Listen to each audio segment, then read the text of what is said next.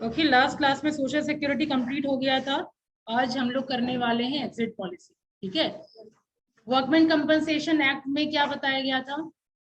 आज भी तो हुआ ही होगा। क्या कौन कौन से एक्ट डिस्कशन हुआ आज? कोई जैसे बताइए। हाँ,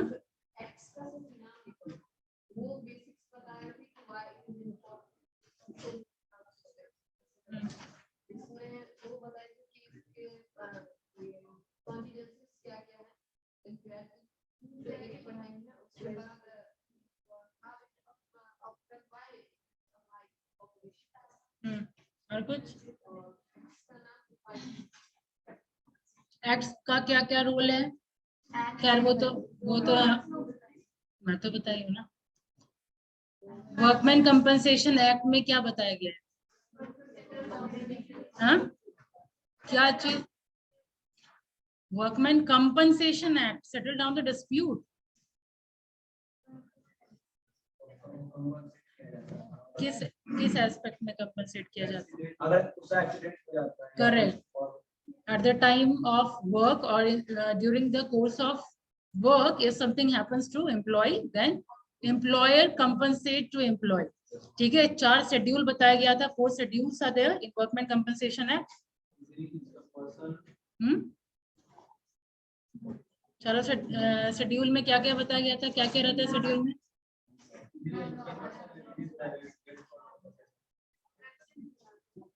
ऑफलाइन क्लास में डिस्कशन हुआ है, लास्ट क्लास में।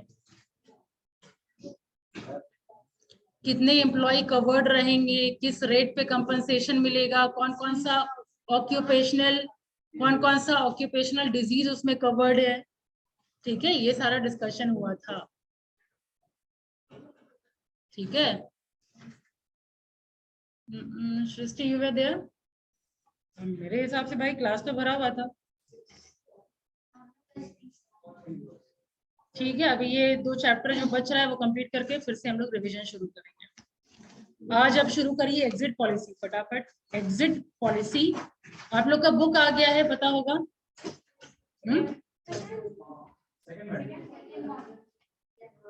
बात कर लीजिए, वहां ले लीजिए। ठीक है, ओके ना। ठीक है, ये डिस्कशन बाद में कर लीजिएगा। एग्जिट पॉलिसी टॉपिक लिखिए। एग्जिट यहाँ पे बेसिकली हम लोग डील कर रहे हैं। एग्जिट मतलब क्या? जब कोई, हाँ, जब कोई भी यूनिट यानी कोई भी ऑर्गेनाइजेशन या इंडस्ट्री जब कंटिन्यूअस लॉस बनाती रहती है, मतलब हमेशा लॉस मेकिंग कंपनी अगर हो जाती है, जिसका रहना एक तरीके से बर्डन होता है, ठीक है, तो उसको जब हम क्लोज करते हैं उसको हम कहते हैं एग्जिट। यानी कहा जा रहा है कि अगर जो लॉस मेकिंग कंपनी है उसको बंद कर दिया जाए या नहीं करना चाहिए। ठीक है, यहाँ पे बेसिकली एग्जिट पॉलिसी के फॉर और अगेंस्ट के बारे में चर्चा है। पहले तो आपको यहाँ पे ये पता होना चाहिए व्हाट इज एग्जिट पॉलिसी। ठीक है, एग्जिट पॉलिसी अगर फॉलो करते हैं तो क्या बेनिफिट है, एग्जिट पॉलिसी फॉलो नहीं करते हैं तो क्या बेनिफिट या डिसएडवांटेज है। ठीक है, ये इस चैप्टर का कंटेंट है। बहुत छोटा चैप्टर है। ठीक है, जब मॉड्यूल मिल जाएगा तो आप लोग देख सकते हैं, यानी तो मैं स्कैन करके भी भेज सकती हूँ। ठीक है, फिलहाल जो इम्पोर्टेंट है जो उसमें नहीं दिया हुआ है वो मैं आपको शॉर्ट करके लिखवा दूँ। ठीक है, तो एग्जिट समझ गया। अब आइए, एग्जिट पॉलिसी मतलब क्या हुआ?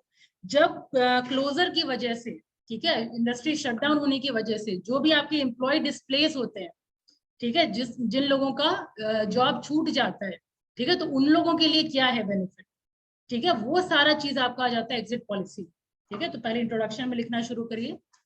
एग्जिट पॉलिसी में the term exit means the right of an industrial unit. The term exit means the right of an industrial unit to close down. अभी तो शुरू ही हुआ है। The exit means the right of an industrial unit, right, R-A-G-H-T, right of an industrial unit to close down. Right of an industrial unit to close down. किसी भी industrial unit का जो हक है कि वो बंद कर दे, इसको हम लोग एग्जिट बोलते हैं। Now full stop. आगे लिखिए, exit policy means the policy regarding the policy regarding the retrenchment of surplus labor, retrenchment of surplus labor force, retrenchment of surplus labor force resulting from restructuring of industrial units, resulting from restructuring of industrial unit, and workers displaced by the closure of CLOSURE,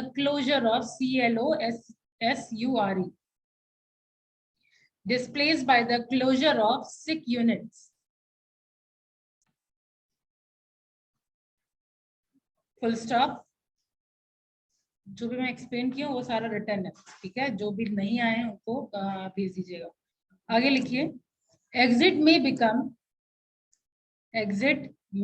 become necessary due to strategic reasons,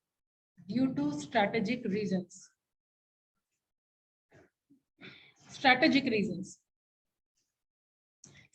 reason कहने का मतलब क्या है? देखिए, किसी भी organisation में 3 type का लेवल होता है, ठीक है।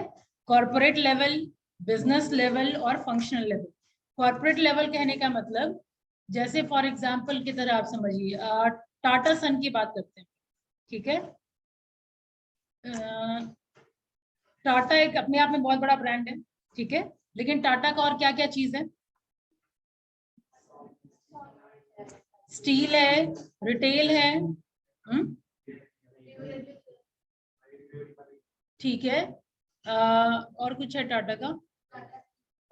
हाँ, तो टाटा टी वगैरह भी है। तो ये सब देखिए, टाटा जो एक ब्रांड है, टाटा सन ब्रांड है, तो वहां पे जो डिसीजन होता है तो वो होता है सबसे टॉप मोस्ट लेवल। तो टॉप मोस्ट लेवल पे जो भी डिसीजन होता है वो हम कहते हैं स्ट्रैटेजिक लेवल डिसीजन जो होगा वो टॉप मोस्ट लेवल पे ही होगा, ठीक है। यानी जो मालिक डिसीजन लेगा, तो मालिक किस टाइप का डिसीजन लेगा? Strategic decision. यानी किस टाइप का डिसीजन? कि कंपनी को क्लोज करना है या फिर कंपनी को एक्सपेंड करना है, ठीक है, या फिर कंपनी को हमको किसी और के साथ मर्ज करना है। तो इस टाइप का डिसीजन क्या वहां के फाइनेंशियल मैनेजर ले सकते हैं? क्या मार्केटिंग मैनेजर ले सकते हैं? तो वो जब भी होगा टाटा सन्स वाले लेवल पे होगा, तो उसको हम लोग कहते हैं कॉर्पोरेट लेवल। तो कॉर्पोरेट लेवल के लोग लेते हैं डिसीजन रिगार्डिंग स्ट्रैटेजिक डिसीजन। तो स्ट्रैटेजिक डिसीजन में क्या क्या आया आपका? ग्रोथ, एक्सपेंशन करना है या स्टेबिलिटी रखना है। स्टेबिलिटी कहने का मतलब, कुछ कंपनी है जो कंटिन्यूस प्रॉफिट मेकिंग है, ठीक है, हमेशा से प्रॉफिट ही प्रॉफिट बनाते जा रही है, तो उनका बस एक ये टारगेट होता है कि जो मेरा स्टेटस है बस वही स्टेटस को ही मेंटेन रखें। व्हाट इज स्टेटस को? स्टेटस को के वाला हिंदी वाला को नहीं है, स्टेटस को इज अ वर्ड। स्टेटस को मेंटेन रखना, ठीक है। स्टेटस को अपने आप में वर्ड है, ठीक है, मतलब जो मेरा पोजीशन है उस पोजीशन को हम मेंटेन रखें। लाइक फॉर एग्जांपल ONGC, भेल, ये लोग क्या स्टेबिलिटी स्ट्रैटेजी ही अप्लाई करती है। समझ आया? स्टेबिलिटी स्ट्रैटेजी मतलब जो मेरा प्रॉफिट है बस वैसा ही वैसा बनता रहे, कुछ चेंजेस नहीं करना, ना उसको घटाना है ना कंपनी को बढ़ाना है, बस जो मेरा स्टेटस है उसी को का स्पेलिंग होगा QUO। स्टेटस का तो जानते ही है, स्टेटस को। आप लोग का शक्ल देख के लग रहा था शायद पहली बार वर्ड सुने आप स्टेटस, ठीक है। तो ये काफी ही फेमस वर्ड है। जब भी आप किसी इंडस्ट्री के लिए यूज करेंगे या कोई भी सिचुएशन के लिए यूज करेंगे कि एज इट इज रहने देना, तो उसमें यही वर्ड यूज होगा, स्टेटस को। समझ आया? ये होता है आपका स्ट्रैटेजिक लेवल डिसीजन, यानी whether the top level management trying to merge or expand or stabilize, ठीक है, ये सारा डिसीजन होगा स्ट्रैटेजिक डिसीजन के अंदर। समझ आ गया? अब आगे लिखिए, क्या लिखे? Strategic reason, comma, strategic reason, यहाँ क्लोजर की बात हो रही है, तो स्ट्रैटेजिक रीजन क्या हो सकता है? लॉस में जा रही है, तो यहाँ पे स्ट्रैटेजिक रीजन हो गया रिट्रेंचमेंट। रिट्रेंचमेंट मतलब जिसको कटनी बोलते हैं हम लोग, कम करना या किसी को सेल ऑफ कर देना, ठीक है, यानी छोटा करना ऑर्गेनाइजेशन को, ठीक है। तो यहाँ पे स्ट्रैटेजिक रीजन मतलब रिट्रेंचमेंट, रिट्रेंचमेंट मतलब ऑर्गेनाइजेशन को छोटा करना, किसी और को सेल ऑफ कर देना। ठीक है, सारा क्वेश्चन में पूछूंगी। ठीक है, जो भी मैं एक्सप्लेन कर रही हूँ, these words are important for you, so please try to write down these words. कोई भी लेक्चर में जो चीज आपको एक्सप्लेन किया जाता है, तो बस ये मत सुनिए कि हाँ अब लिखना बंद है भाई, खाली सुनना है। जनरली यही होता है, चलो लिखने में रिलैक्सेशन हो रहा है, और जनरली क्या बोला जाता है वो एक कान से सुनते एक कान से निकाल देते हैं। तो जब भी कोई भी लेक्चर डिलीवर करे, तो जो भी इंपॉर्टेंट वर्ड आपको लग रहा है वो आप लिख लीजिए। लाइक अभी कौन कौन सा नया वर्ड आया आपके पास? स्टेटस को, retrenchment, strategic level decision, corporate level, business level, functional level, इतना नया वर्ड आया आपके पास। हाँ? तो सुना हुआ है, ठीक है। कॉर्पोरेट लेवल तो मैं एक्सप्लेन कर दी। अब आ जाइए बिजनेस लेवल में क्या आएगा? तो मैं तो एक्सप्लेन की ना आपको कॉर्पोरेट लेवल।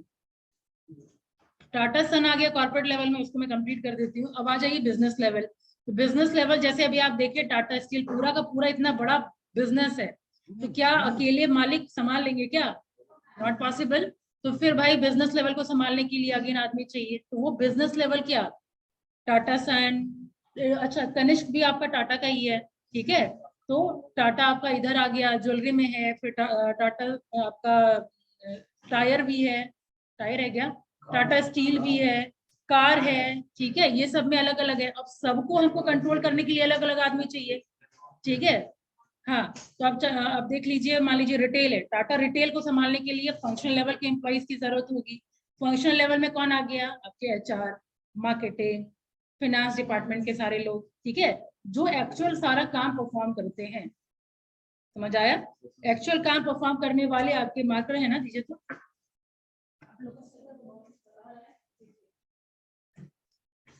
टाटा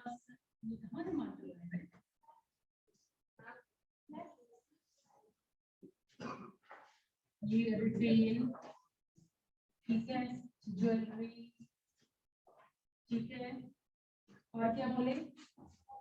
मोटर्स, ठीक है। अब देखिए, ये हो गया आपका कॉर्पोरेट लेवल, ठीक है। ये हो गया आपका बिजनेस लेवल। अब इसको संभालने के लिए अलग अलग लेवल के लोग, कौन कौन? फाइनेंस, मार्केटिंग, यानी ये लोग हैं काम करने वाले, इसीलिए फंक्शनल लेवल, ठीक है। सेम वे इसका भी अलग एचआर होगा। सबका बड़ा बड़ा ब्रांड है ना, मोटर्स अपने आप में बहुत बड़ा ब्रांड है। मोटर्स को संभालने के लिए भी अलग अलग फंक्शनल लेवल के लोग चाहिए, जिसका भी अलग एचआर होगा। अब बताइए, टाटा तनिष्क को क्या टाटा रिटेल से कोई मतलब है? सबका अपना अलग अलग अलग फंक्शन है। तो एचआर, फाइनेंस, मार्केटिंग इधर अलग, इधर एचआर, फाइनेंस, मार्केटिंग इधर अलग। समझ आ गया? तो हर ऑर्गेनाइजेशन में ये 3 लेवल होता है। समझ आ गया? कॉर्पोरेट लेवल, बिजनेस लेवल और फंक्शनल लेवल। और जो स्ट्रैटेजी के बारे में बात अभी रखिए, वो स्ट्रैटेजी क्या होगा ये डिसाइड करने का हक सिर्फ और सिर्फ टॉप मोस्ट लेवल को, that is corporate level.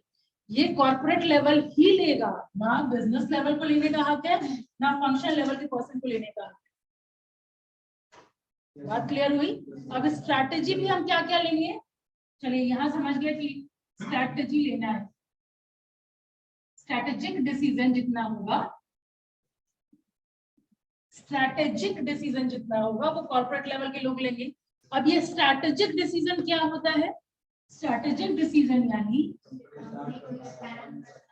Growth करना है, या स्टेबिलिटी चाहिए, या फिर रिट्रेंचमेंट चाहिए, या फिर कॉम्बिनेशन चाहिए। अब कॉम्बिनेशन मतलब या तो ग्रोथ, या तो रिट्रेंचमेंट साथ, या तो ग्रोथ, या तो स्टेबिलिटी साथ, ठीक है। तो कोई भी स्ट्रैटेजी हम कंबाइन अगर कर रहे हैं, that will come under combination. इस टाइप का डिसीजन अगर लेना है, that will come under strategic decision. समझ आ गया? चलो, कहां तक लिखे? Strategic reason, financial constants and environmental changes. and environmental changes. Financial constraint and environmental changes, full stop. Therefore, exit policy refers to the policy concerned with the actions to be taken.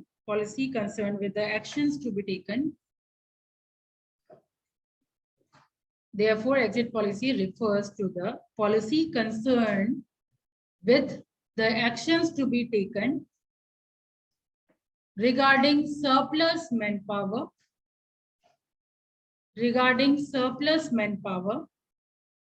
in companies owing to a variety of reasons.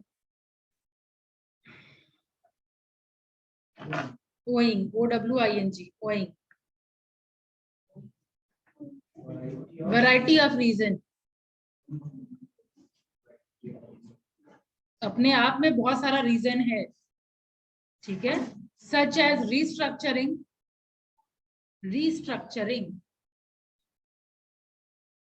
retrenchment, closure, or technological development. There are arguments both in favor of exit policy का। अगर notes लिखने आएगा तो इस तरीके से ही लिखेंगे आप, ठीक है। चैप्टर में आपको लंबा चौड़ा मिलेगा थोड़ा, लेकिन आप लिखेंगे ऐसे ही, इन फेवर ऑफ और अगेंस्ट एग्जिट पॉलिसी। सबसे पहले लिखिए आर्ग्यूमेंट फॉर एग्जिट पॉलिसी, यानी एग्जिट पॉलिसी होना चाहिए, इसके पीछे क्या क्या रीजन दिया जा रहा है।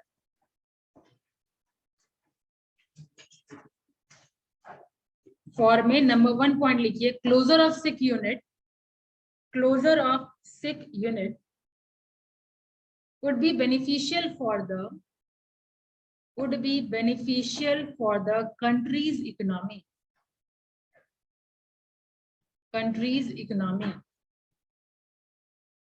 Closure of sick unit would be beneficial for the country's economy.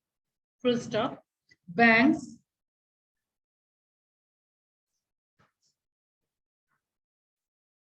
comma, financial institution,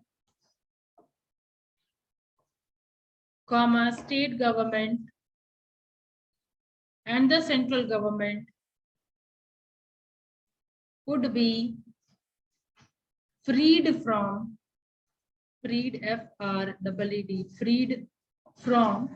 the burden of providing incentives,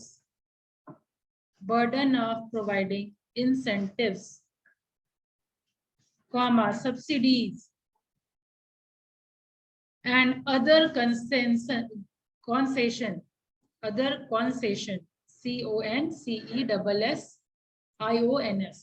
concessions, to keep the sick unit going.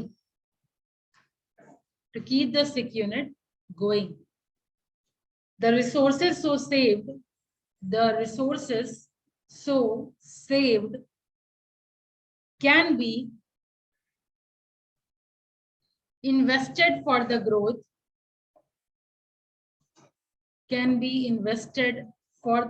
of healthy units.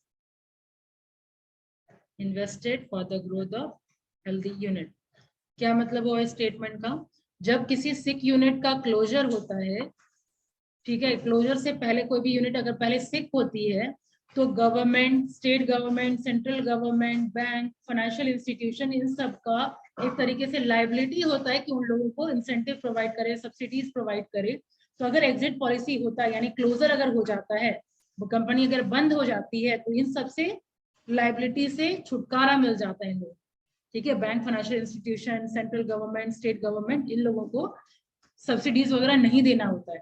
तो ऑब्वियसली कि जो पैसा आप loss making company में लगा रहे हैं, वो पैसा आप किसी अच्छे जगह पे आप लगाएंगे तो आपको प्रॉफिट कमा करके मिलेगा और कंट्री के इकोनॉमी के लिए बेनिफिशियल होगा। इसीलिए एग्जिट पॉलिसी होना चाहिए, फर्स्ट पॉइंट। सेकेंड पॉइंट लिखिए, an exit policy will ensure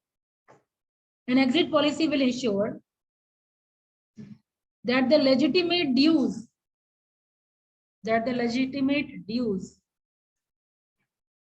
of displaced worker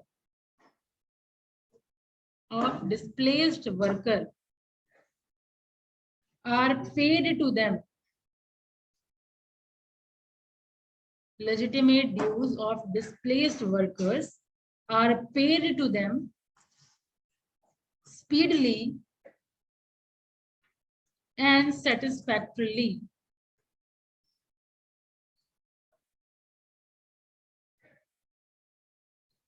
Full stop. Without such a policy,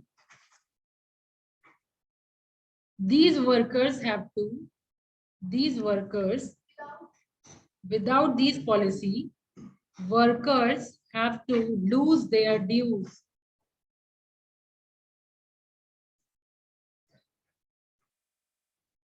Without such a policy, these workers have to lose their dues. ठीक है, अब लिखिए third point, closure of sick unit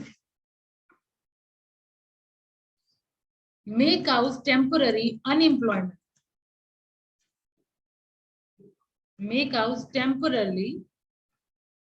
Temporary unemployment. Full stop. But the investment made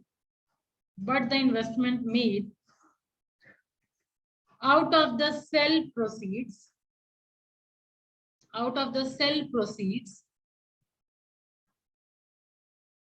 would create permanent employment.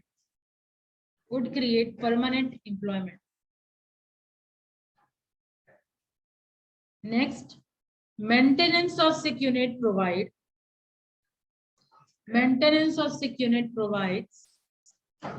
more benefit to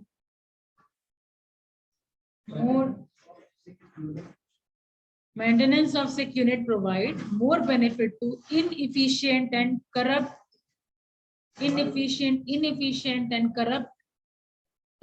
employers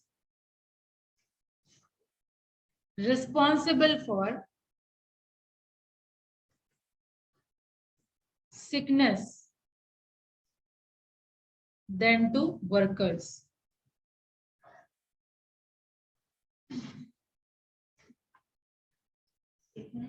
हाँ, next reason ये भी होता है, जो सिक यूनिट है वो ऐसे भी क्लोज हो जाएगा चाहे एग्जिट पॉलिसी रहे या ना रहे.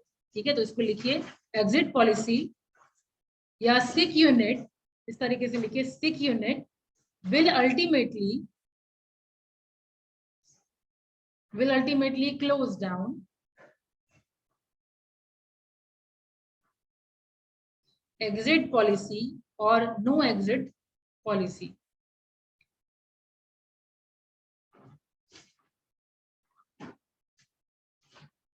Next, several countries such as Singapore, Malaysia, Thailand, and Indonesia have carried out economic reforms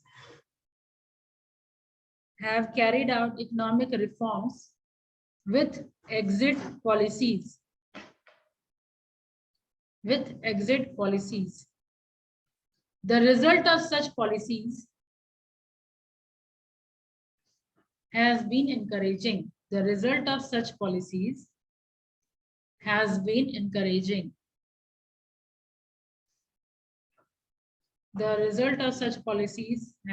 encouraging. Full stop. A similar policy would be beneficial for India.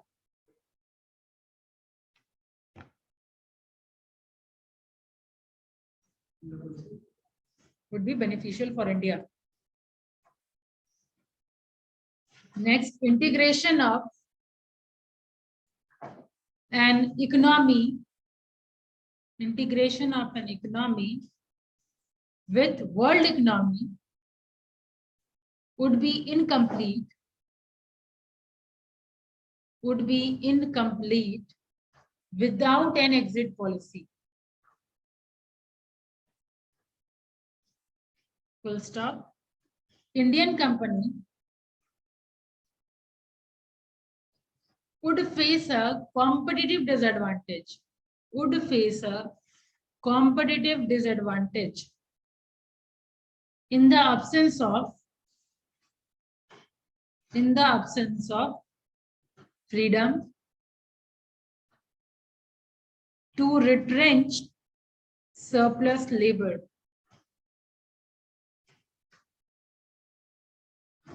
Freedom to retrench surplus labor.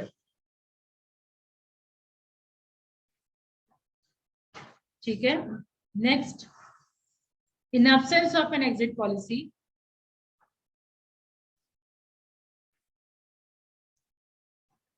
labor is the biggest loser.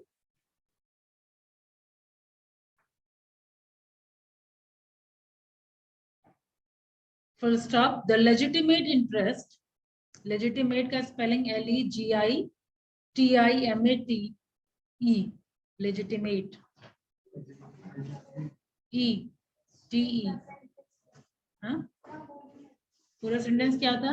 In the absence of exit policy, labor is the biggest. In the absence of exit policy, labor is the biggest loser. Full stop. The legitimate interest of workers are protected. Legitimate interest of workers are protected only when there is legal closure. Only when there is legal closure of a sick unit.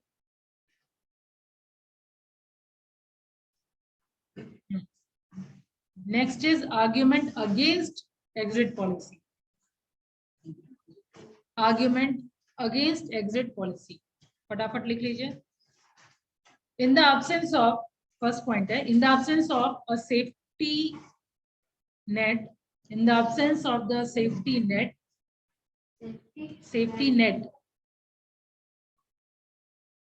closure of sick unit would cause undue hardship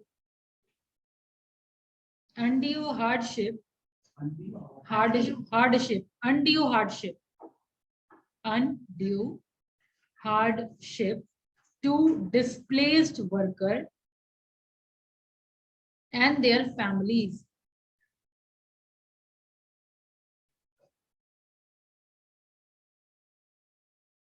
Next, exit policy is not ideal remedy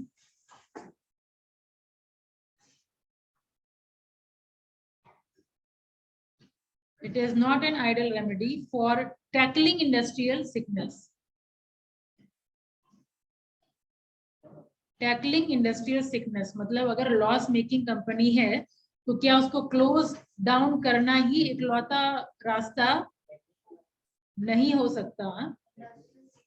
क्या tackling industrial sickness, tackling means handling, ठीक है, कि सिर्फ आपका बंद कर देना ही इकलौता रास्ता नहीं है, इसके अलावा बहुत सारा और स्ट्रैटेजी है जो कि आपको हेल्प करेगा सिक यूनिट के साथ डील करने के लिए। ठीक है, पहला पॉइंट आप क्या लिखे कि अगर एग्जिट पॉलिसी नहीं होगा तो ऑब्वियसली जितना वर्कर है, लेबरर्स है, उन लोगों के लिए काफी दिक्कत का सामना करना पड़ेगा। फैमिलीज ठीक से ऑब्वियसली वो देख नहीं पाएगा, फैमिली का केयर नहीं कर पाएगा। This is the first point.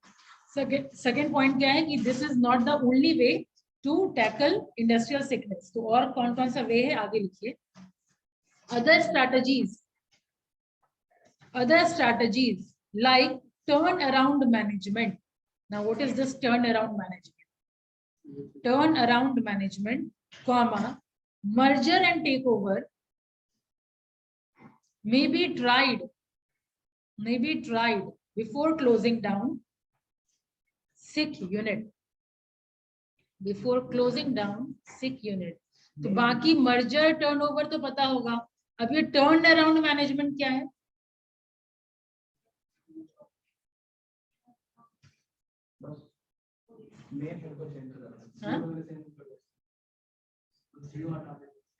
नहीं, टर्न अराउंड मतलब आखिर क्या क्या मिस्टेक है? टर्न अराउंड मतलब पलट के फिर से अपने मिस्टेक्स को देखना ठीक है, जनरली जब डिक्लाइन स्टेज में आने लगते हैं ना, तो हर कंपनी ये चीज ट्राई करती है। जैसे फॉर एग्जाम्पल मैगी, ठीक है, एक बीच में एक एडवर्टीजमेंट आया था कि उसमें लेड पाया जाता है, ठीक है। तो टर्न अराउंड स्ट्रैटेजी, यानी हम देख रहे हैं कि कस्टमर्स में ट्रस्ट की कमी हो रही है। ये इकलौता चीज अभी निकल के आ रहा है कि भाई ट्रस्ट नहीं कर पा रहे कस्टमर्स हम पे, तो हम वर्कआउट करेंगे सिर्फ ट्रस्ट को जनरेट करने के लिए या बिल्ड करने के लिए, ठीक है। यानी मैगी कल भी सुरक्षित था, आज भी सुरक्षित है, ठीक है। तो हम लोगों ने क्लीन चीट ले लिया है, सारे टेस्ट में पास कर लिया, तो अब वो लोग एडवर्टीजमेंट ये 2 मिनट का मैगी करके एडवर्टीजमेंट नहीं करने लगे। जब वो सिनेरियो था उस टाइम वो ये एडवर्टीजमेंट करते थे, आपका मैगी कल भी सुरक्षित था, आज भी है। तो टर्न अराउंड स्ट्रैटेजी कहने का मतलब क्या हुआ कि हम पीछे पलट के देखें कि मिस्टेक कहाँ जा रहा है, क्या मिस्टेक हो रहा है और कैसे मिस्टेक को चेक कर सकते हैं, ठीक है। जैसे हम फेल कर रहे हैं मैथ्स में, तो मैथ्स में क्यों फेल कर रहे हैं, समझ में नहीं आता या पढ़ते ही नहीं है, मजा ही नहीं आता, मेरे इंटरेस्ट का पार्ट नहीं है, ठीक है। अब इंटरेस्ट का पार्ट नहीं है तो इंटरेस्ट जगाने पे काम करेंगे, राइट। कॉन्सेप्ट समझ में नहीं आता तो वैसे टीचर्स से पढ़ेंगे। ये क्या हुआ, अपने मिस्टेक को पहले रियलाइज कर रहे हैं, फिर उसके ऊपर वर्क करना, तो this is called turn around management, ठीक है। तो सिक यूनिट को सीधा क्लोज डाउन करना ही इकलौता रास्ता नहीं होना चाहिए, बल्कि हम पहले टर्न अराउंड मैनेजमेंट करके देखें, this is also one of the strategic decision, ठीक है। या फिर मर्जर या तो टेक ओवर, ठीक है। ये सब भी ट्राई करके पहले देखना चाहिए बंद करने से पहले, ठीक है। अब आ जाइए next point, exit policy would benefit employer, exit policy would benefit employer as they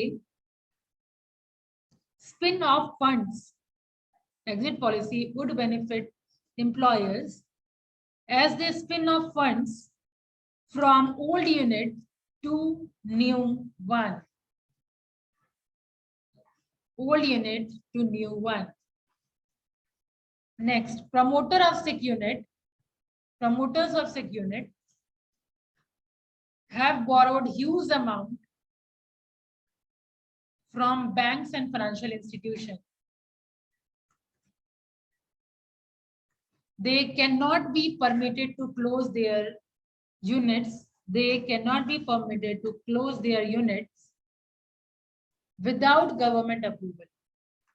Without government approval, यानी आप लोग कंपनीज एक्ट पढ़ चुके हैं, आप देखते होंगे कंपनी शुरू होने से पहले कितना इन्वेस्टमेंट लगा होता है, प्रमोटर्स का मेहनत होता है, ठीक है। तो ये सारा ऑब्वियसली बहुत ज्यादा लायबिलिटी है, तो इस तरीके से आप उसको क्लोज डाउन करने का परमिशन नहीं दे सकते, ठीक है।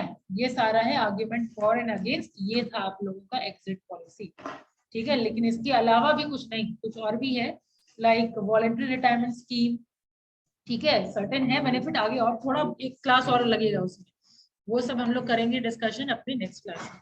यानी क्लोजर होने के बाद रिप्लेस जो कर रहे हैं वर्कर्स को, तो उन लोगों के लिए आप क्या बेनिफिट दे रहे हैं, तो वो क्या बेनिफिट है वो सब हम लोग डिस्कशन करेंगे अपने नेक्स्ट क्लास में, कि हम वो वर्कर्स को कैसे प्रोटेक्ट कर रहे हैं, क्लोजर वाले टेंशन से डिस्प्लेस वर्कर को हम कैसे प्रोटेक्ट करेंगे, ठीक है। वीआरएस वगैरह तो डिस्कशन हुआ था कभी आप लोग के क्लास में, ठीक है। तो वही चीज यहाँ पे बस वीआरएस का डिस्कशन है, फिर और कौन कौन सा स्कीम है जो प्रोटेक्ट करता है आपका इन सब से, वो चीज हम लोग डिस्कशन करें। क्या डिस्कशन आप लोगों का हो गया, लेकिन फुल फॉर्म याद नहीं है, गुड।